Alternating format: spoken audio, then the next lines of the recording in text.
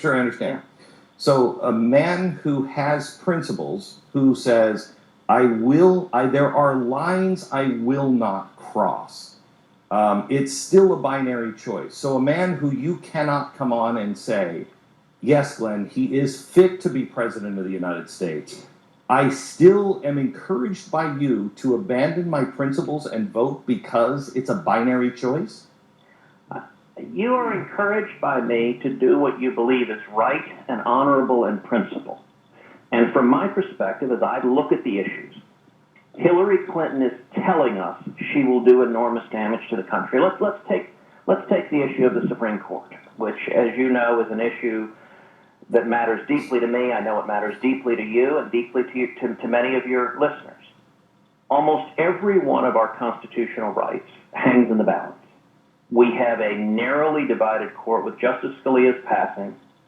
Just about every right we cherish is at risk of being lost, whether it is the Second Amendment right to keep and bear arms. And in the Heller case, which I helped win, that was a 5-4 victory that upheld the individual right to keep and bear arms. The next president, probably in January, will nominate a justice that will either uphold the individual right to keep and bear arms or attempt to revoke it forever. You and I agree on this 100%.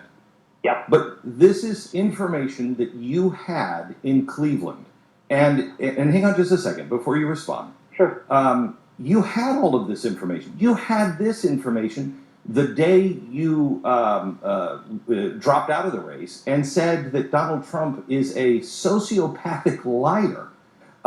So you had all this information. Have you spent an enormous amount of time with Donald Trump? Do you have new information that has made you say, oh my gosh, he's now not a sociopathic liar. He is not the guy that I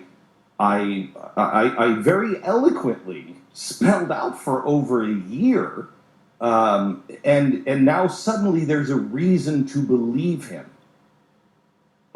Well, let me say a couple of things in response, Glenn.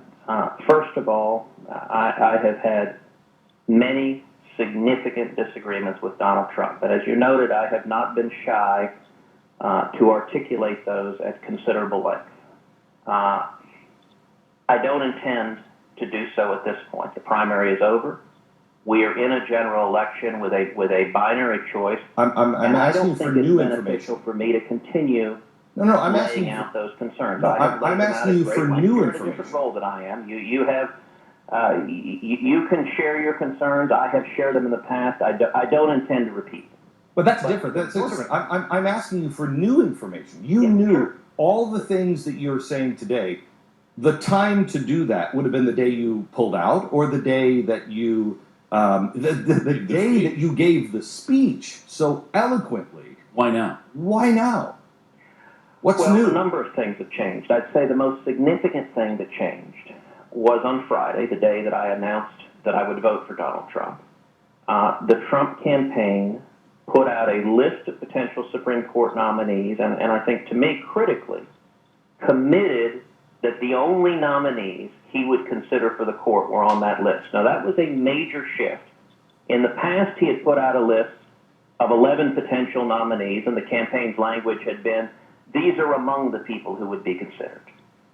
On Friday, the campaign expanded that list to 21. It's a very strong list. They put Senator Mike Lee, who would make an extraordinary Supreme Court justice. They put him at the top of that list.